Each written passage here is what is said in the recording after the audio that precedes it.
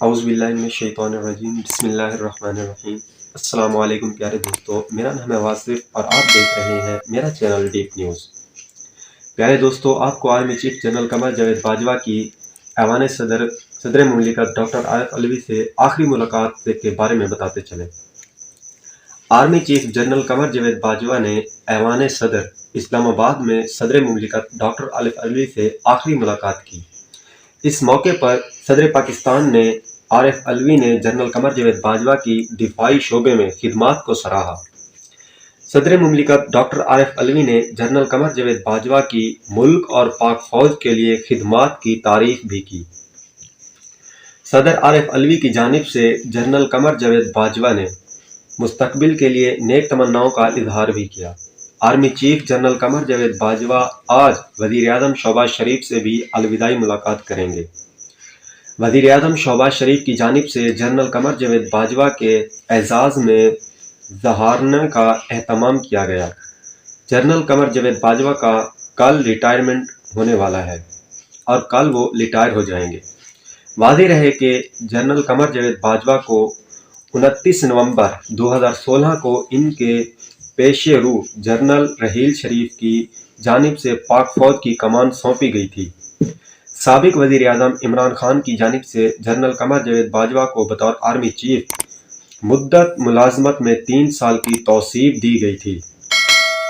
آپ کو مزید بتاتے چلیں کہ انہوں نے army chief general Qamar Javed Bajwa اپنی مدت پوری ہونے پر کل 29 نومبر کو ریٹائر ہو جائیں گے۔ پرووقار عسکری تقریب میں سبکدوش ہونے والے army chief general Qamar Javed Bajwa army کمان کی علامت ملاقہ اسٹک حافظ قرآن اور ہمارے جو آنے والے نئے آرمی چیف ہیں اعزاز شمشیر یافتہ جنرل سید عاصم منیر کو سونپ دیں گے۔ آپ کو مزید یہ بھی بتاتے چلیں، army chief general Qamar Javed Bajwa کا کہنا ہے کہ یہ ایک طبقے نے فوج کو غیر سیاسی بنانے کے فیصلے کو منفی لے لیا، جبکہ افواج پاکستان پروپیگنڈا اور جھوٹے بیانیے کے لیے غیر سیاسی رہنے کے فیصلے پر ثابت قدم رہے گی۔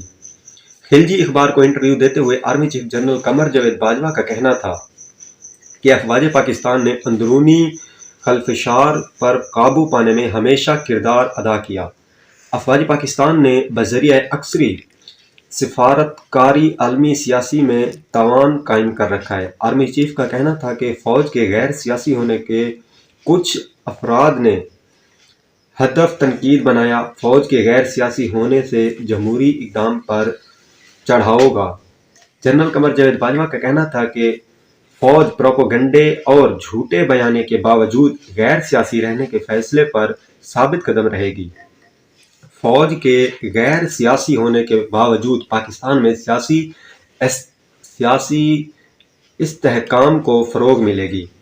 آرمی چیف کا مزید کہنا تھا کہ فوج کے غیر سیاسی ہونے سے فوج کے عوام سے تعلقات مضبوط ہوں گے۔ آپ کو یہ بھی بتاتے چلیں کہ دوسری جانب پاکستان تحریک انصاف کے P T I chairman Imran Khan کی زیر صدارت مشاورتی اجلاس میں اسمبلیوں سے استعفیٰ ہونے کے لیے آئینی مرحلے پر بریفنگ دی گئی۔ مشاورتی اجلاس میں پنجاب کے پی اور سندھ کے رہنما سمیت اسد عمر، شاہ محمود قریشی، فواد چودھری اور وزیر اعلیٰ کے پی محمود خان شریک ہیں۔ پی ٹی آئی رہنما فردوس شمشید نقوی، عثمان بزدار، سبطین خان، ڈاکٹر یاسمین راشد اور عاطف خان عمر ایوب بھی اس اجلاس میں موجود تھے۔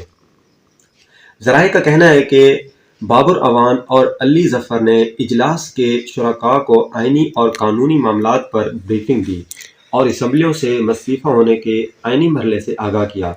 ذرائع کے مطابق اجلاس میں حکومت کے مخالفین تحریک کے مزید آپریشن بھی ان کا جائزہ لیں گے۔